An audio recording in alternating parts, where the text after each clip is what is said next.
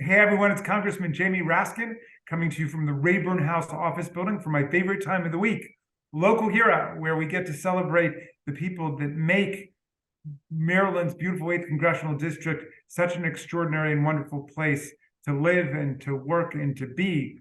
And today, my local heroes are representing the Children's Inn out at NIH because this is a time for volunteer appreciation out there. And we also want the Children's Inn to know how much we appreciate them.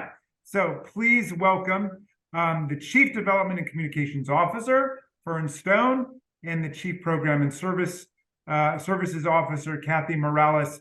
Kathy and Fern, thank you for joining us. Thank you for representing the Children's Inn at NIH, and thank you for being our local hero this week.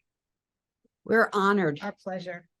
Now, the people who've been out to Children's Inn or people who have had to use Children's Inn know what an extraordinary local and national and international treasure it is. And other people maybe have heard of it, but are not quite sure what it is.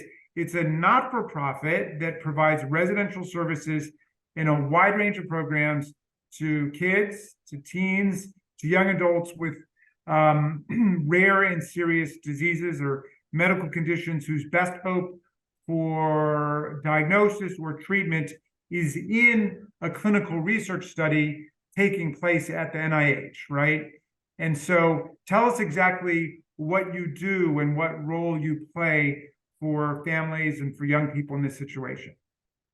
I think we could probably say that everything we do is really to lessen the burden of illness for these families. So when they come to the Children's Inn, everything's taken care of for them. We provide the food, the educational, recreational activities after a long day of treatment. Everything's free of charge. And it also helps increase compliance with clinical trials because we're all trying to advance NIH research to help children and adults all over the world. So to date, we've seen families from 106 countries and probably more than 15,000 families worldwide. So you're saying it increases compliance because the kids and their families are right there. They're not going to be late. They're not going to miss appointments. And they don't have to worry about any of the financial burden associated with participating or staying in a hotel. And also we keep them up to date with their schoolwork. We make sure families don't have to go grocery shopping if they don't wish to. And it ties in with the volunteer program because so many people in the local area volunteer to support the inn. And Kathy can really talk about that.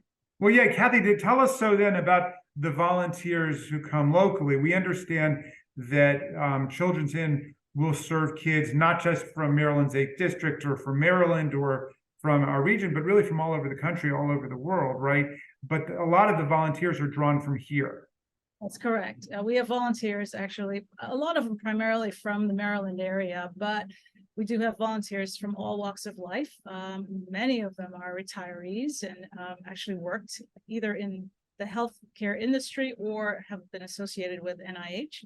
We also have a lot of younger volunteers coming from NIH's community who are helping to support our families. But we also reach out to corporate and community groups who come in to do everything from manning our front desk to welcome families in when they first check in, help welcome them back after a long day of testing up at the clinical center. The volunteers help to provide meals. They stock our pantries. They help with the groceries. They even come in and sometimes read to the younger kids to provide, some of that more of a home-like feeling for the families staying with us. Yeah, well, that's huge. I mean, going through some treatments myself, and I'm on the verge of being at the end of this process, thankfully. Knock on wood. I know what a difference it's made to me to have, the support and love of not just my family, but of other people who, bring over dinner or just come hang out and talk and interact. I mean, I think it makes a big difference in terms of people's recovery. So that's an amazing thing and a great resource for these families who, a lot of whom have been through hell with particular kinds of rare diseases and trying out new treatments. And a lot of those treatments can be pretty punishing on kids, right? can be pretty I difficult. think also for our children, because so many of them do have rare diseases, this may be the only place they meet someone who That's has the correct. same diagnosis as them. And also just for the parents to bond with one another. It's a great opportunity for that. Right. I hadn't really thought about that. There's that kind of social dimension of being with other families who are dealing with similar kinds of problems and issues. Well, it's a beautiful and magical facility, and you guys are just doing such splendid work, and we want to recognize you, and through you, we want to recognize not just the work of the Children's Inn, but all of the local volunteers.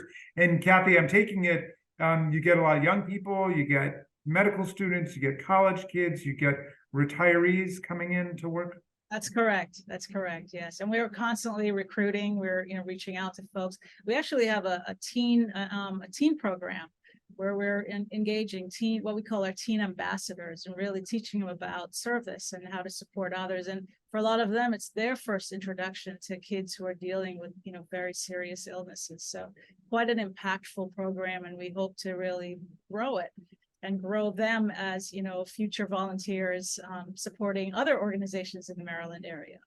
So, well, Kathy, thank you. Fern, thank you. Send love to everybody out at Children's Inn and to all of the great volunteers who make it such an extraordinary place. We look forward to Thank welcoming you back again. absolutely. I can't wait. Best wishes. Thank you very much. It means a lot to me. And thanks for being our local hero. Thank Take care. you.